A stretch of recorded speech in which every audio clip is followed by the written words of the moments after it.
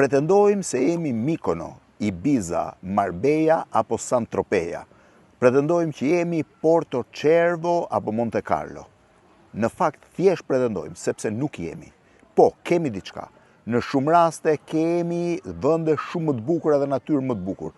Më të bukur se sa Mykono, në mënyrë absolute. Më të bukur se sa Ibiza, pa diskutim. Kemi det shumë herë më të bukur se Monte Carlo apo Saint-Tropez dhe absolutisht e kemi shumë më të bukur se Marbella. Çfarë na ka dhënë Zoti, e kemi Mahnice, jo vetëm bukur, po Mahnice. Kemi një nga detet më të bukur të globit, por kemi një problem shumë të madh. Dëmin më të madh turizmit në Shqipëri po ja bëjmë ne shqiptarët vetë.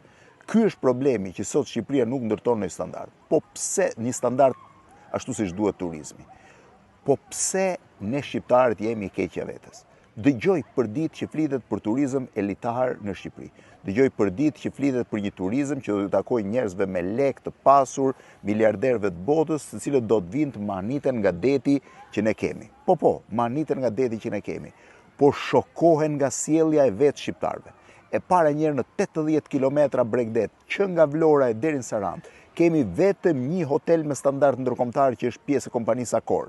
Vetëm M Gallery Green Coast. Nuk ka asnjë hotel tjetër të standardeve të certifikuara ndërkombëtare. Ka hotele shumë të mira, po jo të standardeve të certifikuara kombëtare për turizmin. Tani, po i kthehem problemi tjetër. Pse ne shqiptarët jemi problemi më i madh i vetvetes? Dje në mbrëmje, në Palas në orën 9 natës, një breshëri armësh shokoi pushuesit shqiptar, banorët e Green Coastit, por edhe turistët e huaj qishin. Disa prej tyre nuk e kuptonin dot, i ngatruan për fishek zjarre, sepse ndoshta kurrë në jetën e tyre në vendet prej nga vinë nuk kanë dëgjuar krisma armësh. Ndërkohë që policia, armët vinin nga deti, policia ndaloi një jaht dhe 4 persona prej nga pretendoi që ishte qelluar, edhe pse nuk ju gjet gjë jatit brenda. Ndërkohë, dëmi u bë. Nuk bëj fjalë as për një atentat, as për një larje e sapesh nga ato që jemi mësuar, duke thënë Shqipëri që po rthyejnë qafën apo po lajnë hesabet me njëri tjetrin, pra marshin qafë veten e tyre dhe të tjerët. Në fakt, bëj fjalë ndoshta për një moment hareje apo gëzimi, ndoshta në alkool apo nuk e di çfarë.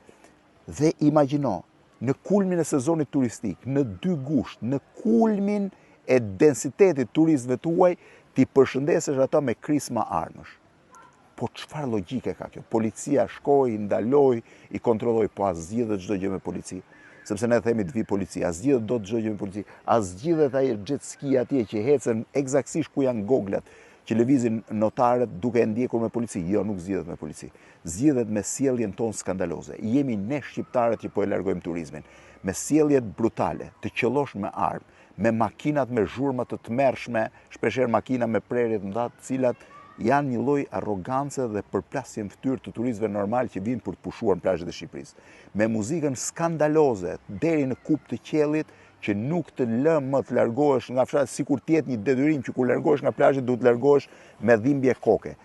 Me një shërbim skandaloz, dhe këtu po e nis të gjithën. Shërbimi në Bregdetin e jugut Shqipërisë skandal është në kontrast të plot me shërbimin që kanë bujtinat dhe po e quaj strukturat e vogla hoteliere në gjithë Shqipërinë në brendësi të vendit. Në brendësi të vendit, këto bujtinat vogla, këto struktura familjare, këto agroturizme kanë marrë zemrën e gazetarëve tuaj. Një prej editorëve të CNN-it, CNN Travel, që është një nga më të njohurat, vizitoi Shqipërinë për 2 javë dhe e konsideroi një parajs. Ajo pretendonte që ta vizitoni në vjesht apo në pranverë, sepse në verë mund të jetë shumë crowded, pra shumë e ngjeshur, por i gjithë fokusi i saj ishte pikërisht te këto bujtinat vogla, te këto strukturat vogla që ofrojnë një mikpritje mahnice, një mikpritje tipike si ajo që ne pretendojmë nga Shqipëria dhe që ka qenë arma më e fortë që ne pas në mediat ndërkombëtare.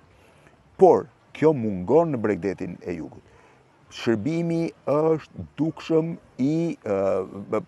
katastrofik. Është dukshëm kudo.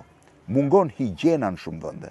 Po, ka shumë vetat që vinë turistë që më shkruajnë që higjiena në për banjët e restoranteve apo të hoteleve ku shkojnë. Higjiena në për kampingjet që ata frekuentojnë është mizerabël. Ka njerëz tjerë cilët më thonë që parkingjet janë katastrofë me çmime skandaloze. Kthehem tani te problemi i çmimeve. Problemi i çmimeve është një nga problemet më të frikshme të jugut të Shqipërisë. Si mund të shitet një shishe ujë që bën 1000 lekë të vjetra me qelç, po them nga ato që janë 1 litërshe, si mund të shitet 8000 apo 10000 lekë? I bie 1000 fish, 10 herë çmimi. Unë e kuptoj që mund të kesh 15, e kuptoj edhe 100% fitim, po që të kesh 1000% fitim është jashtë logjikës normale të gjërës. Si mund të shitet një peshk i egër, kilogrami peshku i egër 250 euro, po sa mund të kushtoj peshku i egër? 40.000 lekë marrin këtu.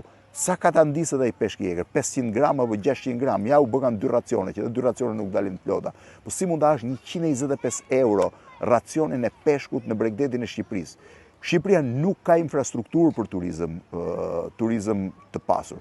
Një njeri i cili do zbres në aeroportin e Rrinasit do detyrohet të bëj plot 2 ore gjysmë për një trafik kaotik, një trafik të tmerrshëm siç është ai i bypassit të Vlorës apo i kryqëzimeve të Shqipërisë për të mbritur në plazhet e jugut që thash janë perle, janë realisht perle, janë parajsa, por infrastruktura mungon. Aeroporti Vlorës ka ngelur i pa hapur dhe nuk e di dhe si do shkoj me kalimin e kohës dhe çfarë do ndodh me të. Shqipëria nuk ka asnjë port jahtesh nga Orikumi e deri në guvja të Korfuzit. Ka vetëm një Orikum dhe ai nuk është për jahtet prerjeve të mëdha. Si do vinë pra turistët pra turizmi elitar i cili kërkon kushte edhe shpeshherë ka tangërliqe edhe teka nga më të çuditshmet për të bërë në këtë vend ku problemet janë bazike. Këtu nuk po zgjidhim dot. Si mund bësh turizëm elitar në një vend ku mungon ujë i pishëm, ku gjysma e vilave dhe e bizneseve të jugut mbushen me bote, ku biznesi i boteve të ujit që e mbushin dhe e sjellin është një nga bizneset më fitimprurës. Kështu që në këtë aspekt, ne që flasim për turizëm elitar, ne që themi jemi Mikono, jemi Saint-Tropez, jemi Ibiza, jemi Marbella, jemi Porto Cervo, apo jemi Monte Carlo, duhet kuptojmë që jemi Shqipëri. Jemi një nga vendet më të bukura të globit në mënyrë absolute, por një nga vendet me shërbimet më mizerabël në Bregdet. Një nga vendet me infrastrukturë që lë shumë për të dëshiruar. Një nga vendet ku rregullat bazike njerëzore dhe qytetare nuk funksionojnë. Nuk mund të funksionojnë në një vend që të shkojë jet skia dhe të bëj katastrofë duke ecur nëpër Bregdetin e jugut me një zhurmë të tmerrshme duke shqetësuar çdo njeri që del në plazh. Ky është problemi i parë. Pastaj probleme tjera ka mungesa e transportit publik për të ardhur, plerat që shfaqen kudo nëpër rrugët e Shqipërisë. Ndaj insistoj edhe një herë, problemi më i madh i turizmit në Shqipëri jemi ne shqiptarët. Ne që dëmtojmë imazhin e Shqipërisë, ne që po e shkatërrojmë, këta njerëz që qëllojnë me armë, këta njerëz tjerë që shkelin çdo lloj rregulli me jet ski apo me makinat e tyre të shpejtësisë. Ky është problemi real i turizmit në Shqipëri. Me këto çmime që kemi ne, nuk kemi për të pasur kurrë turizëm elitar. Nuk ka asnjëri elitar që ta harxhoj paran kot.